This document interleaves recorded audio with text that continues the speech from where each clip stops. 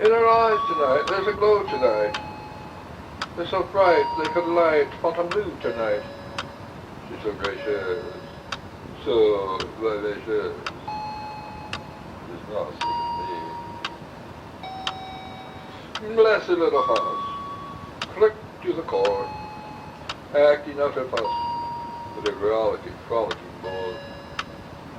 She's such fun tonight, she's a treat tonight. You can spread her out, bread, she's so sweet. When everyone you have ever loved is finally gone, when everything you have ever wanted is finally done with, when all of your nightmares are for a time obscured as by a shining brainless beacon, or a blinding eclipse of the many terrible shapes of this world, when you are calm and joyful and finally entirely alone, then in a great new darkness, you will finally execute your special plan.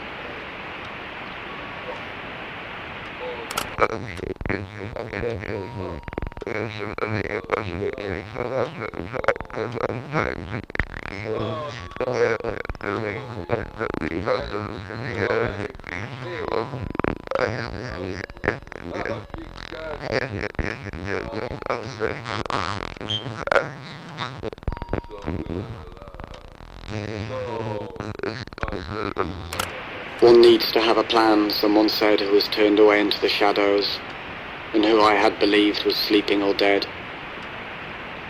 Imagine, he said, all the flesh that is eaten, the teeth tearing into it, the tongue tasting its savour, and the hunger for that taste.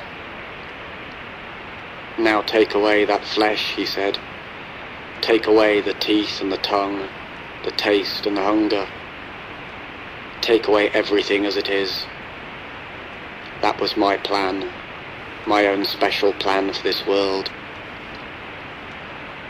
I listened to these words, and yet I did not wonder if this creature whom I had thought sleeping or dead would ever approach his vision, even in his deepest dreams, or his most lasting death. Because I had heard of such plans, such visions, and I knew they did not see far enough. That what was demanded in the way of a plan needed to go beyond tongue and teeth and hunger and flesh, beyond the bones and the very dust of bones and the wind that would come to blow the dust away. And so I began to envision a darkness that was long before the dark of night, and a strangely shining light that owed nothing to the light of day.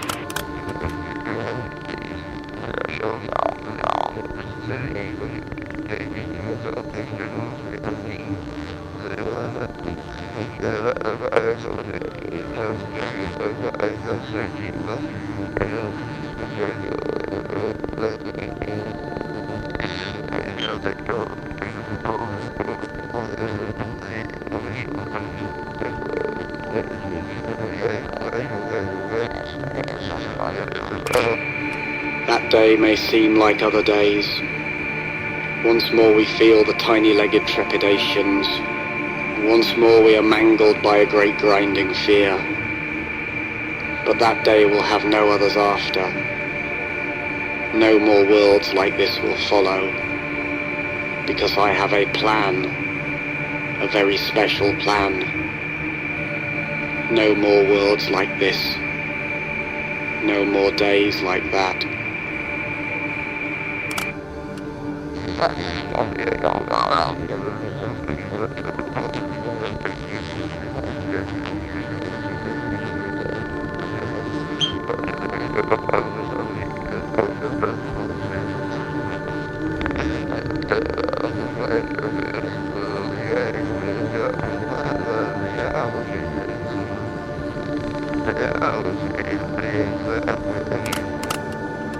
There are but 4 ways to die, a sardonic spirit might have said to me. There is dying that occurs relatively suddenly. There is dying that occurs relatively gradually. There is dying that occurs relatively painlessly. There is the death that is full of pain. Thus, by various means they are combined, the sudden and the gradual, the painless and the painful, to yield but 4 ways to die, and there are no others. Even after the voice stopped speaking, I listened for it to speak again. After hours and days and years had passed, I listened for some further words. Yet all I heard were the faintest echoes reminding me, there are no others. There are no others. Was it then that I began to conceive for this world a special plan?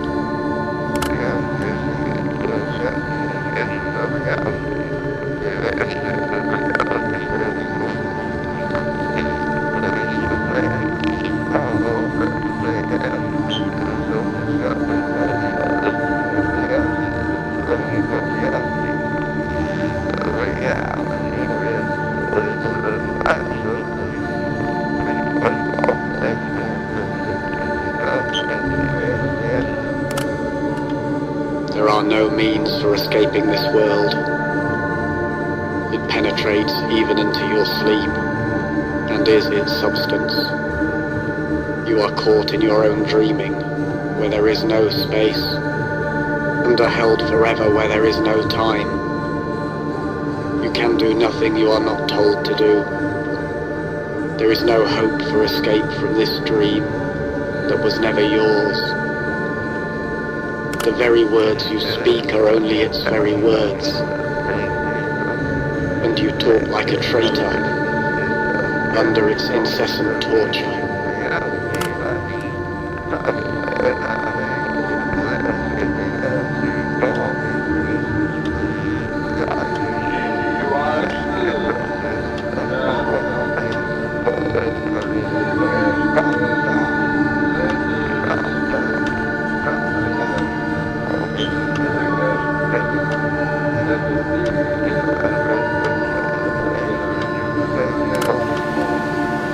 There are many who have designs upon this world and dream of wild and vast reformations.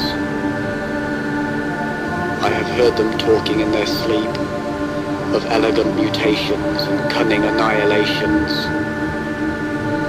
I have heard them whispering in the corners of crooked houses and in the alleys and narrow back streets of this crooked, creaking universe, which they, with their new designs, would make straight and sound.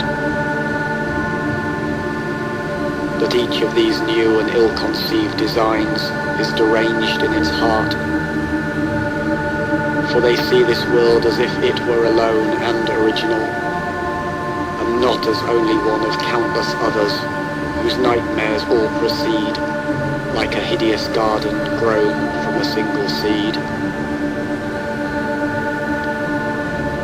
I have heard these dreamers talking in their sleep, and I stand waiting for them, as at the top of a darkened flight of stairs.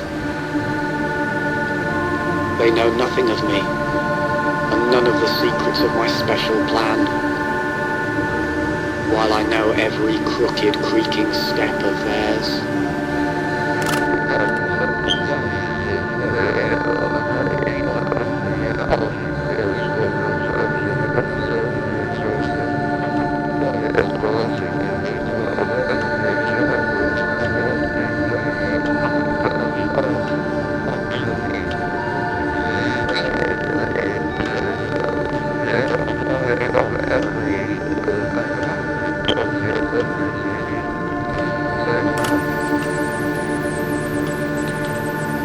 It was the voice of someone who was waiting in the shadows, who was looking at the moon and waiting for me to turn the corner and enter a narrow street and stand with him in the dull glaze of moonlight. Then he said to me, he whispered, that my plan was misconceived, that my special plan for this world was a terrible mistake, because, he said, there is nothing to do, and there is nowhere to go, there is nothing to be, and There is no one to know. Your plan is a mistake, he repeated. This world is a mistake, I replied.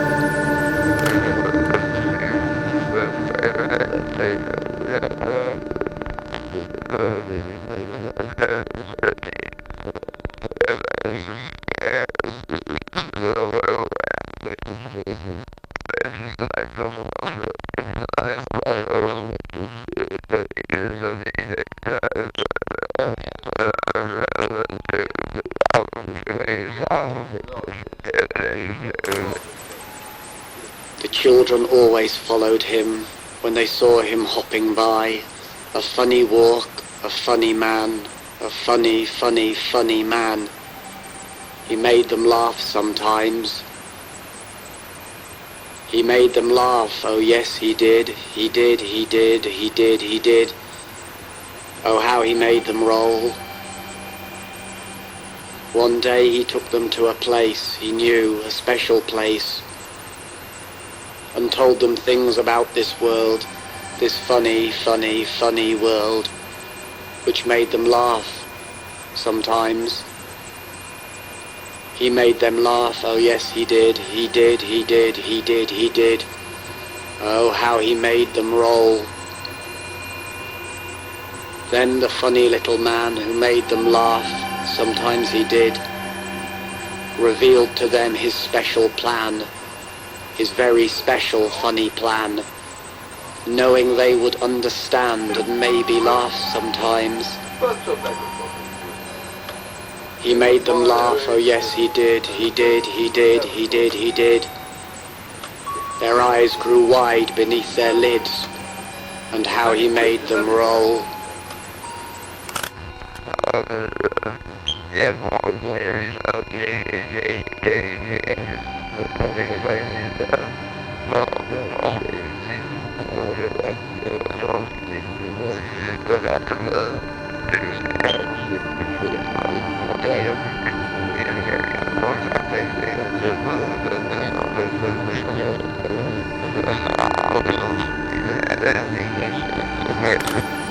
I first learned the facts from a lunatic in a dark and quiet room that smelled of stale time and space.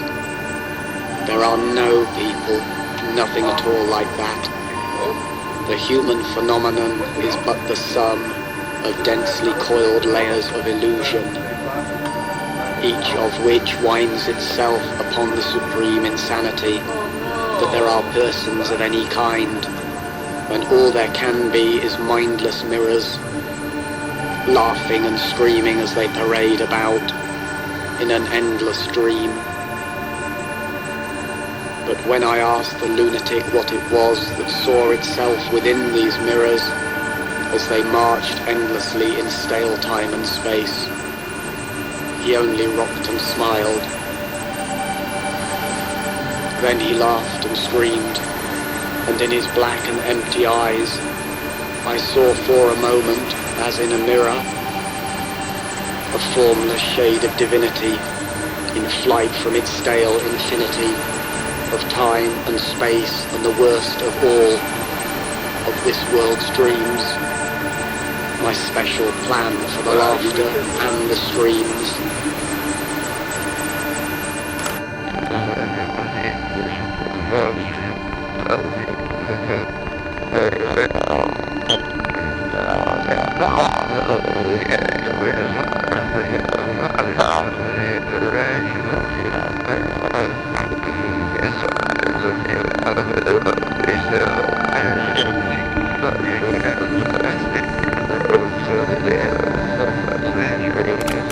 We went to see some little show that was staged in an old shed past the edge of town, and in its beginnings all seemed well.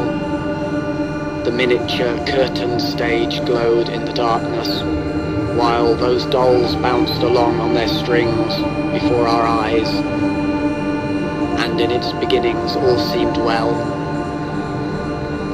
But then there came a subtle turning point which some had noticed, and I was one who quietly left the show, though I did not, because I could see where things were going, as the antics of those dolls grew strange, and the fragile strings grew taut, with the tiny pullings of tiny limbs.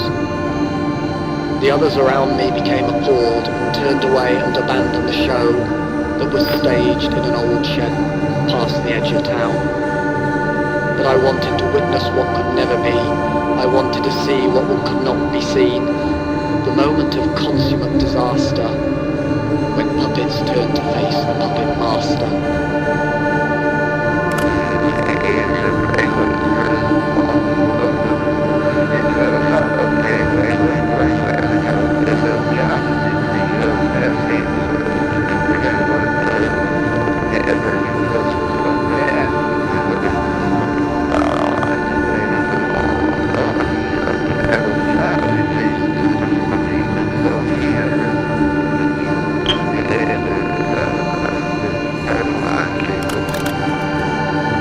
Twilight, and I stood in the greyish haze of a vast, empty building, when the silence was enriched by a reverberant voice.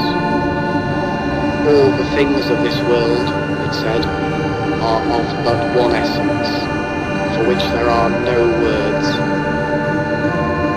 This is the greater part, which has no beginning or end, and the one essence of this world, for which there can be no words, is but all the things of this world. This is the lesser part which had a beginning and shall have an end, and for which words were conceived solely to speak of the tiny broken beings of this world, it said, the beginnings and endings of this world, it said, for which words were conceived solely to speak of. Now remove these words, and what remains, it asked me, as I stood in the twilight of that vast empty building, but I did not answer. The question echoed over and over, but I remained silent until the echoes died. And as twilight passed into evening, I felt my special plan, for which there are no words, moving towards a greater darkness.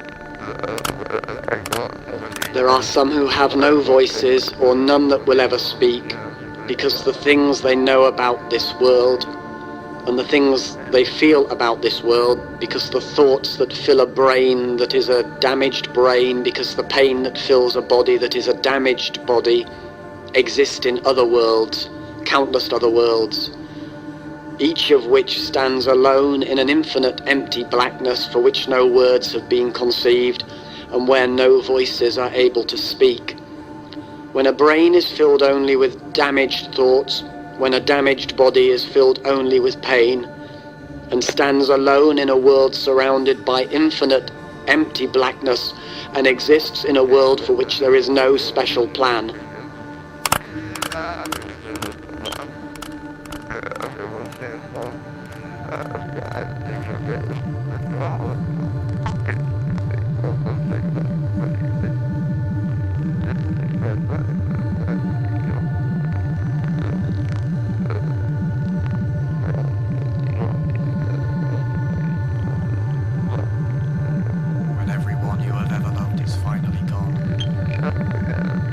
When everyone you have ever loved is finally gone, when everything you have ever wanted is finally done with, when all of your nightmares are for a time obscured as by a shining brainless beacon or a blinding eclipse of the many terrible shapes of this world, when you are calm and joyful and finally entirely alone, then in a great new darkness, you will finally execute your special plan.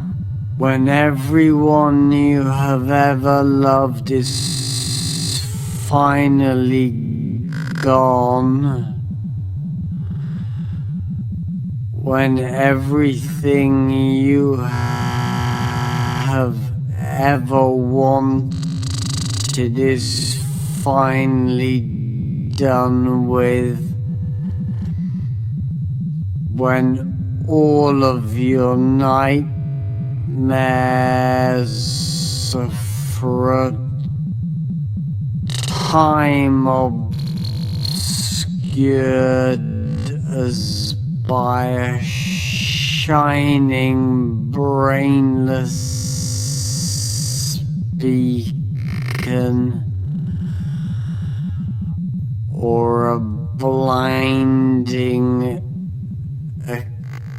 eclipse of the many terrible shapes of this world, when you are calm and joyful and finally entirely alone, then in a great new darkness,